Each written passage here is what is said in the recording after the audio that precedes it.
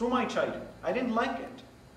But through my Vedic school, I probably forgot that a little bit and I concentrated on my own scriptures. So my background was very different from probably an average Indian would have. In that probably I should have spent more time playing. But apart from school, whatever time I got, I spent with Hindu scriptures. Whereas probably none of my family members through centuries ever did that. Now I know it's God's purpose. It didn't stop there. I was a priest. I was well known for the fact that at a young age I knew my scriptures. I was also performing all rituals. But then it all changed into a different idea. Because my father was an engineer and he had been deputed to Saudi Arabia to commission a power plant, I had to go along with him. And there I was taught Quran. Almost forcibly for 3.5 years. I wasn't allowed to study in any school in Saudi Arabia if I wasn't ready to learn Arabic, Saudi Arabian culture and Quran. I was forcibly taught that. I never liked it. But at the end of the day, what the Lord taught me through all those years have made a tremendous impact on my understanding of God. I knew that Hindus knew God as idols, Muslims as referring to Makkah and the black stone there. But one thing I didn't know at all about was Christians. But blindly I hated them because they would say, all my gods cannot save me, but only Jesus can. I didn't like it. But I didn't like Islam either. I didn't like Saudi Arabia either. I ran out of the country and came back to my motherland, India, because I had freedom to do whatever I wanted to. And I came back to India this time. My pursuit of religion intensified. And in that pursuit, whichever Christian I came across or I met, I made it a point that I would put down this Christian in any way possible. Either insult, or abuse verbally, or do anything possible that they would not open their mouth anytime. My friends, my own dear friends from childhood, they all dreaded to come to me because I would do this. And the rest of the community around me supported me in this pursuit because they knew that I was a very religious man, and if I was doing this, I was doing it right. And at a very young age, I developed this very bad attitude of hating Christians.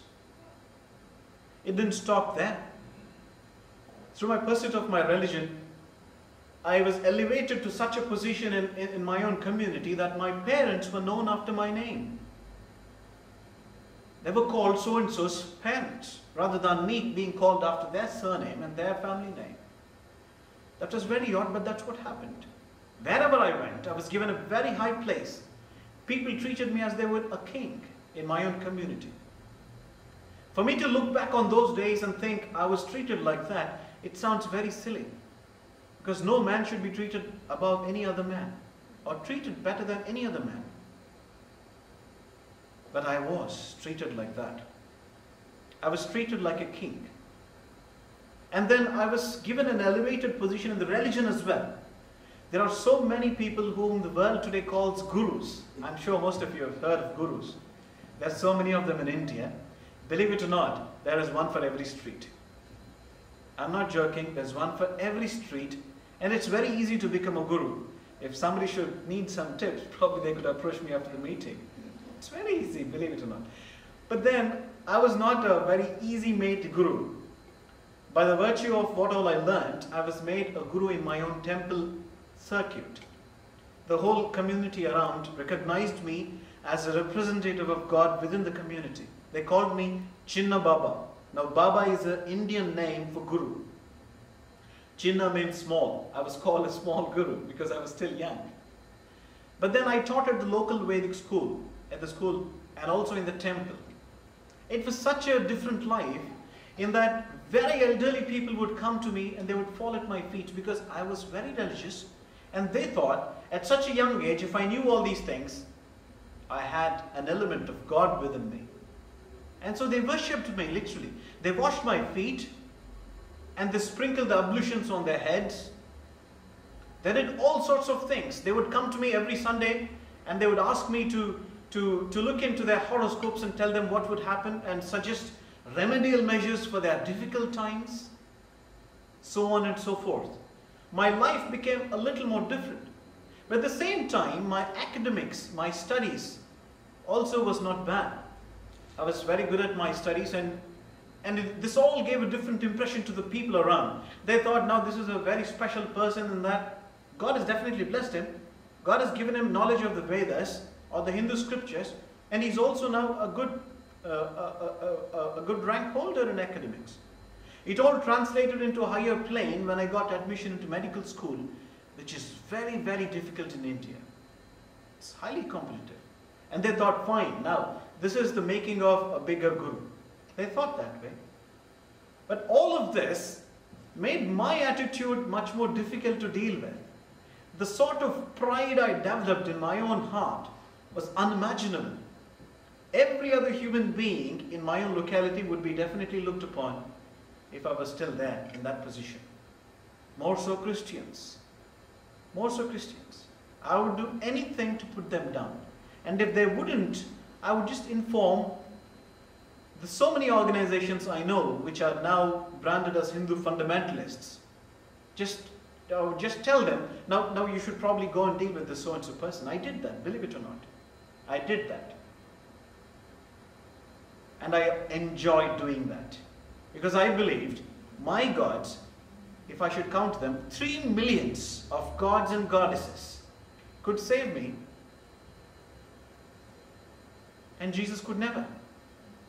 More so because Jesus was just 2,000 years old. In all these things that I did, though I derived a lot of pleasure in hating Christians, there were moments when I just wanted to look back and think if probably there was another way of dealing with Christians. Probably I could make them Hindus. So my pursuit had a different color to it. I stopped hating them in the sense that insulting them, I started re-educating them with my own scriptures.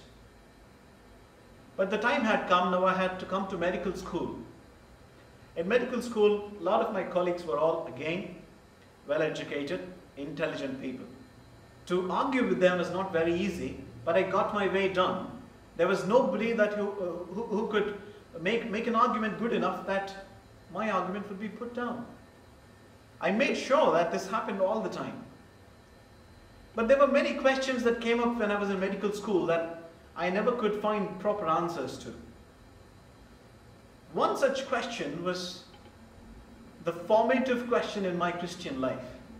Today I'm a Christian by God's grace from what I was. But that question was very simple. Do you have a personal relationship with God? A friend asked me. That was a completely foreign concept to my mind.